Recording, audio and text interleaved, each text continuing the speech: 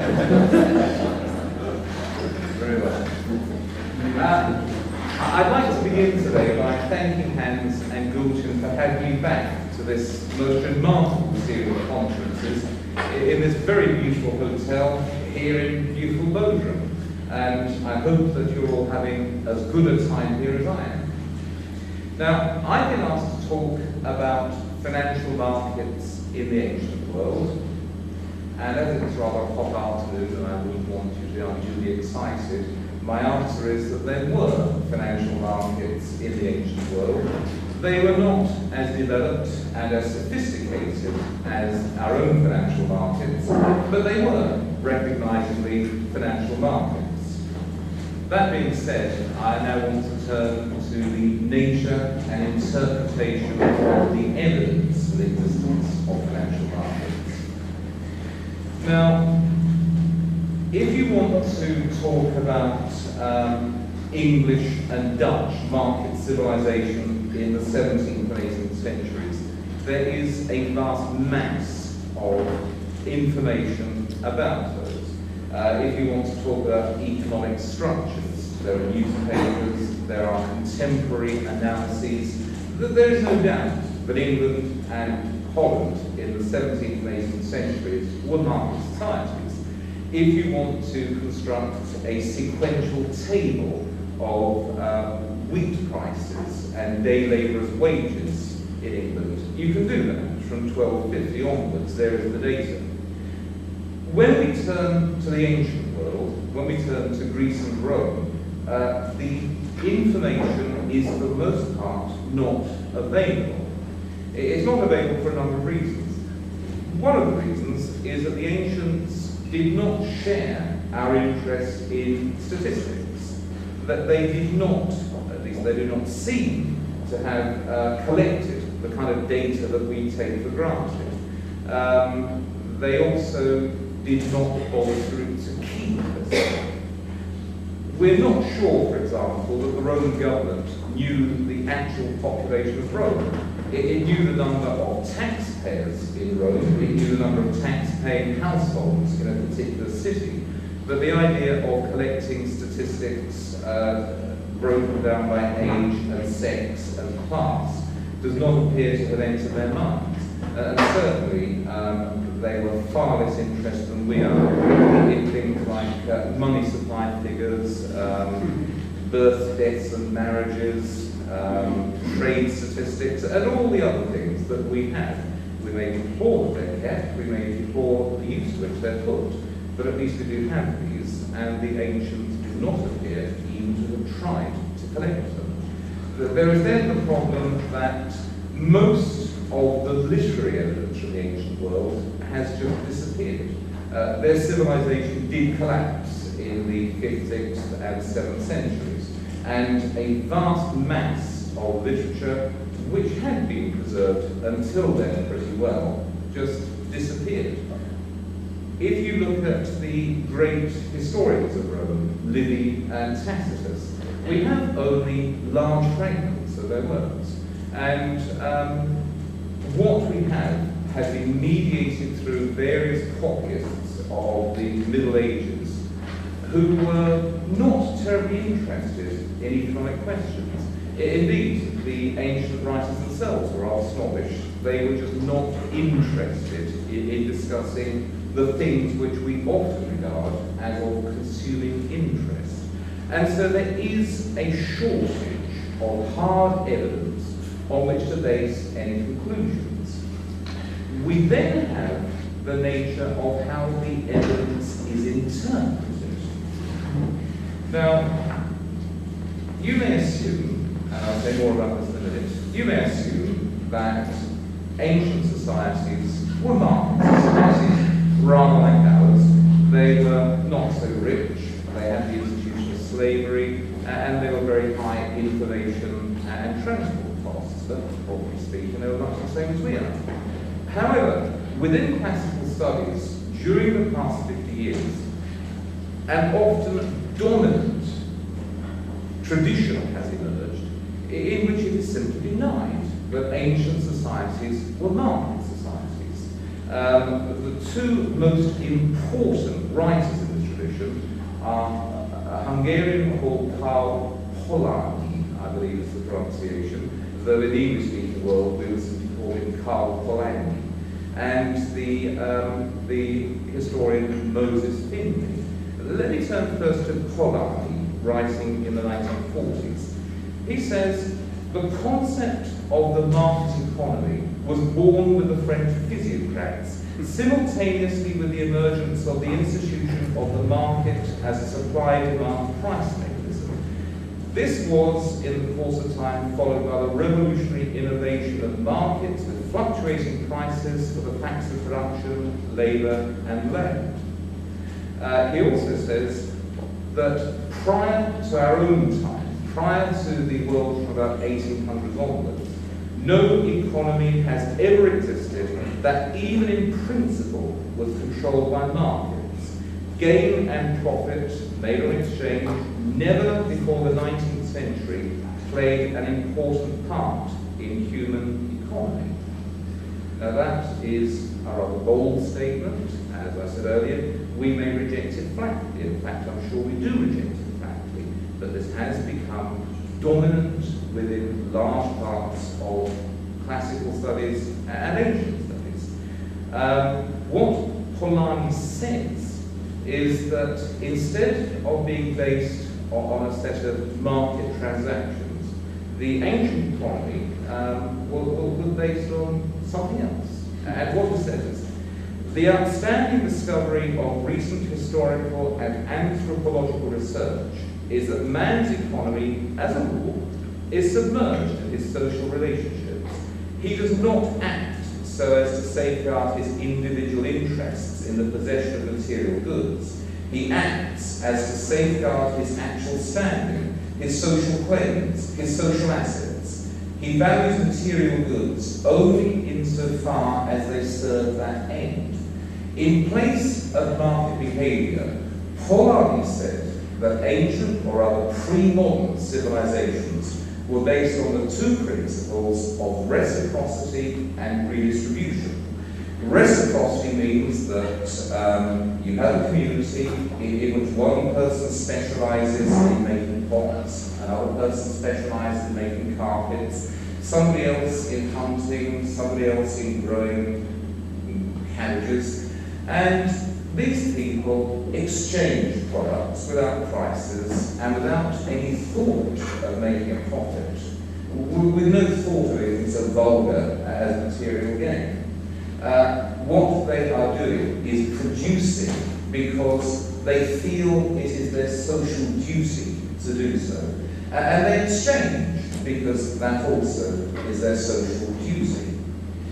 Redistribution means that a harvest or the gains from foreign trade or any other particular surplus is gathered in by the centre. It may be a state, it may be a priesthood or an aristocracy, and is then redistributed among the people on the basis of merit or need. And there may be prices in this kind of system, but they are prices which simply indicate equivalences of value so that goods can be distributed. For example, 5 cabbages may equal 1 chicken, which is quite useful to know if you're distributing these things, so that one person gets 5 cabbages and another person gets 1 chicken, and nobody feels left out. The idea that prices are formed by the twin forces of supply and demand, and if there's any change in supply and demand, prices change, that's an impossibility. That simply doesn't happen. Now, Polanyi did say that yes, there was trade. There was trade in the ancient world, but trade usually took place at ports of trade, which were very carefully insulated from the territorial hinterland, so that no information about prices could move from one to the other. And again, the prices at these ports of trade were mostly set by treaty between the various trading powers. Again, there was no thought that scarcity should should enter into the price, or that the relative valuation of the goods should enter into the formation of the price. And Polanyi wrote mostly about the societies of the ancient Near East, Egypt, Sumeria, Babylonia, and so on. And summarizing his research, he says, even in highly stratified archaic societies, such as Sumeria, Babylonia, Assyria, the Hittites, or Egypt, storage economies prevailed, and in spite of a large-scale use of money as a standard, its use for indirect exchange was negligible. This may incidentally explain the complete absence of coins in the great civilizations of Babylonia and Egypt. Okay, so you have a flat denial of market activity in the civilizations of the past. Now, why should this be important to us? It should be important to us because it's wrong, but it's also important to us because it may be seen as part of the same corrosive attack on market civilization as we've seen from the Marxists and more particularly in recent years from the postmodernists. There are a number of ways in which you attack market civilization, and one of the most deadly ways in which you attack it is by saying that it is not a natural institution. We, as libertarians and conservatives, usually have at the back of our mind the notion that market behaviour is part of human nature. So long as you do not have a grossly extended and grossly oppressive state, or an absolutely stultifying set of religious or cultural traditions, market behaviour is what people do. Now, it doesn't mean that every time the government leaves people alone, we become Americans. As David Hume said a few hundred years ago, the Rhine flows to the north, the Rhone flows to the south, but water always runs downhill because of the forces of gravity. Market behaviour will be different in each society based on the intellectual and moral capacities of peoples, and also based on their prior cultural and religious condition. But nevertheless, market activity is what people do naturally. That's what we believe, and it also seems to be what most other people believe. The idea that something is natural is an enormous argument in its favour in our society. If you argue, for example, that the family is a natural institution, that to a certain extent legitimizes the family. If you argue that slavery is an unnatural institution, that also to a certain extent delegitimizes slavery. It doesn't mean that slavery, once you argue that it's unnatural, is immediately abolished, because you could perhaps put arguments on the basis of its great utility or on the basis of its long cultural acceptance. But the moment you argue that something is natural, you raise a presumption in its favour, and when you argue that it's unnatural, you raise a presumption against it. And so part of our argument in favour of markets is that they are part of a natural order. And here you have an almost dominant tradition within classical scholarship saying that market behaviour is not natural. Market behaviour is something which has emerged in the past 200 years. It is a passing phase. Now, Polanyi was a socialist, a relatively radical socialist, and he disliked market civilization. He regarded markets as immoral and unjust. And his wife says of him, "It is given to the best among men somewhere to let down the roots of a sacred hate in the course of their lives." This happened to Polanyi in England. At later stages in the United States, it merely grew in intensity. His hatred was directed against market society and its effects, which divested men of his human shape. And speaking more bluntly, Polanyi says, "In order to comprehend German fascism, we must revert to Ricardian England." Now, again, you may say, well, yes, there is no so what about it. If you can argue that there was no market activity among the Aztecs, some harm is done, but no great harm is done. After all, the Aztecs were a people famous for ritual torture, mass human sacrifice, cannibalism. They had no writing, they did not have use of metals, they don't even seem to have been able to use the wheel. You can hardly actually say that this was a civilization. And the other civilizations, or the other cultures of South America, were mainly no better. The Spanish conquest was, in its own terms, a remarkably brutal operation, but you might argue that in the long term, the Spanish did a considerable benefit to the people of South America by conquering them and converting them to Christianity. But when you say this of the ancient civilizations of the Near East, it's another matter. And when you say it of the Greeks and Romans, it is certainly another matter. Because the Greeks and Romans are at the heart of our civilization. They are the foundations on which we built. We may be Turkish Muslims, we may be German barbarians from the north, we may be Italians and Spanish and Greeks and French. Our ancestors may have helped to destroy the civilization, they have helped to preserve it. But in all senses, the Greeks and the Romans are the foundation of our civilization where we stand now. And if you can argue that the Greeks and Romans did not know market behavior in the sense that we do, then it does, in a certain sense, undercut our claim that market behavior is natural. It's natural. It's part of human nature.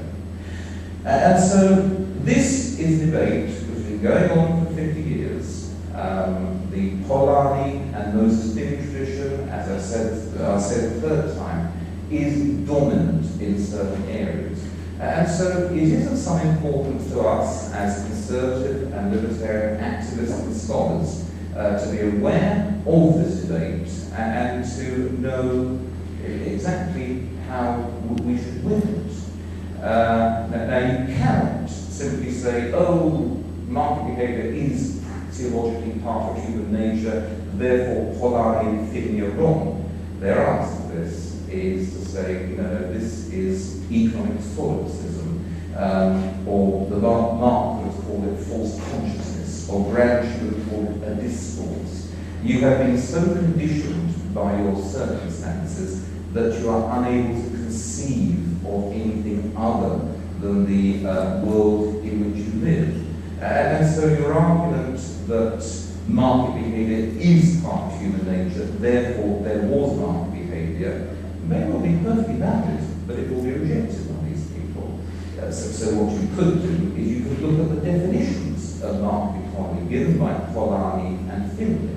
And they're on slightly better grounds because these people seem to assume that unless you have a dog-eat-dog cutthroat kind of economy, or at least the kind of economy that you see described in Paul Samuelson's famous textbook, it's not a market economy. If you can show any degree of reciprocity and redistribution, therefore it's not a market economy, therefore Polanyi and to a lesser extent Finney must be right.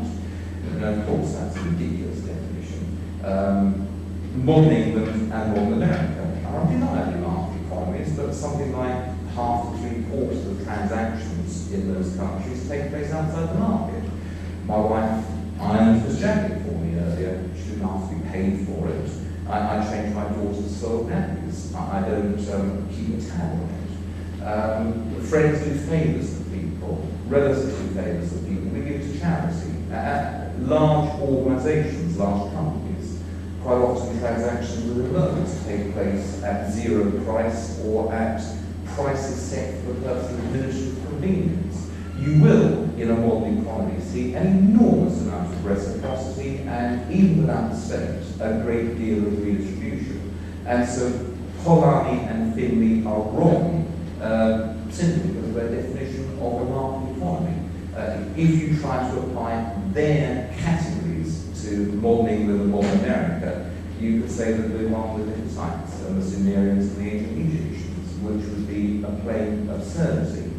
But these are ultimately questions of evidence. And as I said, the problem with evidence from ancient societies is that most of it has disappeared. It's rather, imagine a mosaic, a very beautiful mosaic, which has been broken up and most of the tiles thrown away. You have a few patches here and there, and a very massive tiles, and you must somehow reconstruct the whole from the fragments of the parts that are left. It is difficult to do, but it can be done with some certainty. And in my view, the most exciting work on ancient economies has not been done by a classicist, but by an economist called Maurice Silver, who does not appear to know any of the Semitic languages, but does show some familiarity with Greek and Latin. Maurice Silver published his first article on this subject in the Journal of Economic History in 1983. And when I read this a little while ago, I wanted to shout with laughter. It is a 37-page, point-by-point demolition of Ptolemy.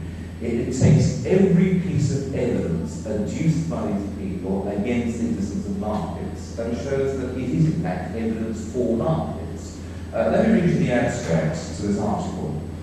This essay challenges Karl Ptolemy's position that ancient Near Eastern economies use state and temple administration but not price-making markets. It is found that the prerequisite functions of a market economy listed by Ptolemy, the allocation of consumer goods, land, and labour through the supply-demand price mechanism, risk-bearing organised as a market function, and loan markets, were all present in the ancient Near East. Although Ptolemy criticised stage theories with their predilections for continuity, he imposed his own version of continuity of history in lumping together many thousands of years under the rubric of archaic society. This perspective prevented him from recognizing that ancient Mesopotamia experienced lengthy and significant periods of unfettered market activity, as well as periods of pervasive state regulation. I recommend you go and find the article and to read it yourselves. He also expanded this into a book published in 1995, which is also well worth getting out and reading. And so, Maurice Silver shows that there was market activity in the ancient Near East. And so let's see what evidence there might be for market activity in Greek and Roman civilization. Now, I don't want to my welcome, so I'll give you one example. From Aristotle Politics, Book 1, Section 9. It's an anecdote of Thales of Miletus, who lived just down the road from us. According to the story, he knew by his skills in the stars while it was in winter that there would be a great harvest of olive oil in the coming year. So having a little money, he gave deposits for the use of all the olive presses in Chios and Miletus, which he hired at a low price because no one bid against him. When the harvest time came, and many were wanted all at once and of a sudden, he let them out at any rate that he pleased and made a lot of money.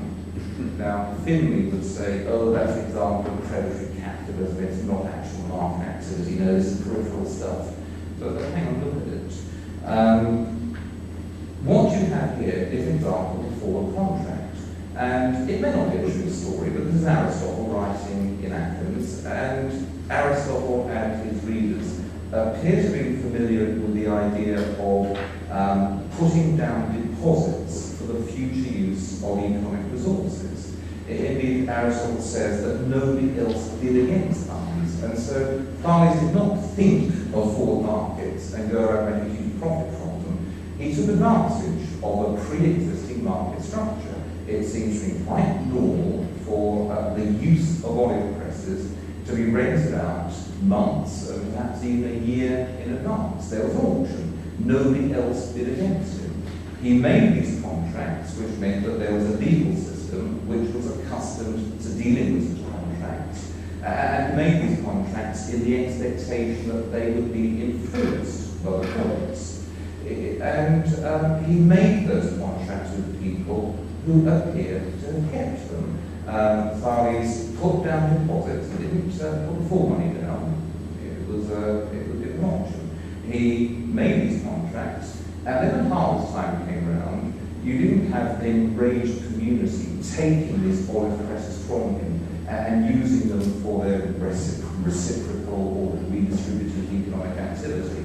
No, they went to the parliament and said, please, can we have use of oil press? And he said, oh yes, we can have it for 20 obols a week or something. And he made money from this. Now, as I said, the evidence for ancient economic activity is all of this nature. It's anecdotal stories, which may be true, may be false. But even a false story, it is useful because it's useful for showing the assumptions of the people among whom the story first circulated. You have a few pieces in Tacitus about a major financial crisis in Rome in 33 AD, which does show that there was a strong linkage of capital and land markets. Interest rates suddenly shot up, the price of land collapsed, and this crisis was only lifted when the emperor lent 100 million sesterces interest-free for 3 years. The Austrians among you would say, well, that's not the way to deal with a financial crisis. But even a wrong economic theory gives some indication that people were willing to think about economics, and that there was an economy to think about. So, in conclusion, I would say there do appear to have been financial markets in the ancient world, but much more important than that, there were market economies.